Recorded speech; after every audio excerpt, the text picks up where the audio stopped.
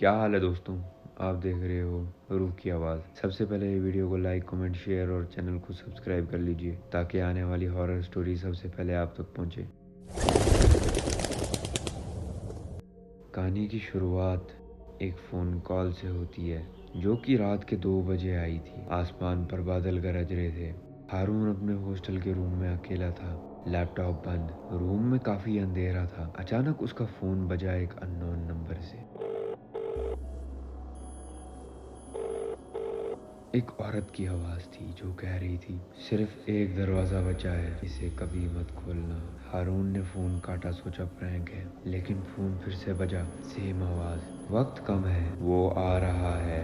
हारून एक मेडिकल का स्टूडेंट था और ये हॉस्टल एक पुरानी मेंटल एजाइलम की जगह बना हुआ था। 60 साल पहले यहाँ पेशेंट्स को जिंदा कैद कर दिया जाता था जब उन्हें पागल डिक्लेयर किया जाता था। गाँव के लोग कहते हैं नीचे बेसमेंट में एक कमरा अब भी बंद है जिसे आखिरी दरवाज़ा कहते हैं। उस हॉस्टल का ग्राउंड फ्लोर नॉर्मल था, लेकिन बेसमेंट की तरफ किसी को जाने नहीं दिया जाता था। 3 दिन बाद तीसरी रात होटल में एक लड़का रोहित मिसिंग हो गया। उसकी रूम में सिर्फ एक छोटी सी चिट्ठी मिली, वो दरवाज़ा खुल गया है। सीसीटीवी में देखा गया वो रात के 3:03 बेसमेंट में गया था और वहाँ से कभी नहीं निकला। हारून ने डिसाइड किया कि वो पता करेगा। बेसमेंट का दरवाज़ा तो बंद था, लेकिन एक रात उसने देखा हॉस्टल का चौकीदार उसे छुपकर खोल रहा था। हारून ने पीछा किया। बेसमेंट की हवा में नमी और खून की बू थी। अंदर अंधेरा था, सिर्फ एक लंबा हॉल जिसमें आखिरी दरवाज़ा दिख रहा था और उसके ऊपर लिखा था, जिसने देखा वो गया। हारून ने अंदर देखा। एक नॉर्मल कमरा था, एक कुर्सी थी, एक मिरर था और एक डायरी। उसने डायरी उठाई।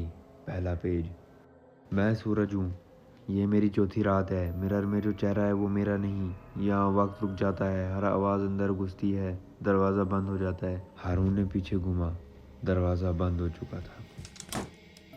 उसने चीख मारी, लेकिन सुनने वाला कोई नहीं था। हर वक्त उसके सामने एक नया इल्यूजन था। कभी उसके दोस्त उसे बुलाने आते, हारून आ जाओ यार, बाहर चलते हैं। हारून क्या कर रहे हो? हारून, मैं तुम्हारी माँ बोल रही हूँ। कभी माँ की आवाज़ सुनाई देती। जब उसने टाइम देखा तो सुबह के 2:63 थे। अगली बार देखा तो फिर से वही टाइम था और फिर भी वो घूमता रहा जब तक उसे समझ नहीं आया, ये कमरा वक्त का अटका हुआ है, ये कभी आगे नहीं बढ़ता। हर बंदा यहाँ ट्रैप्ड हो जाता है।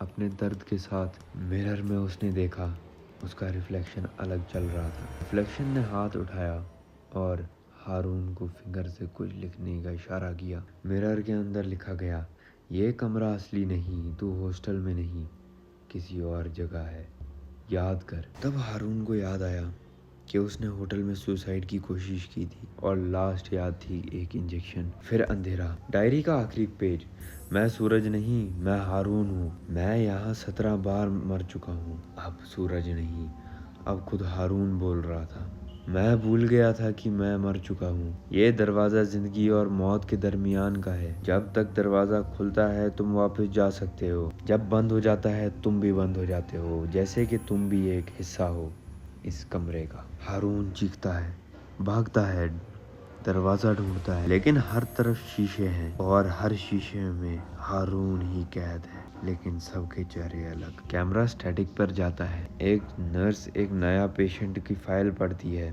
Patient name Haroon Iqbal, diagnosis साइकोसो hallucinatory coma, status unresponsive since 8 months. Nurse आवाज़ लगाती है, वक्त हुआ इंजेक्शन का। उस वक्त स्क्रीन पर सिर्फ एक आवाज़ होती है, सिर्फ एक दरवाज़ा बचा है, उसे कभी मत खोलना।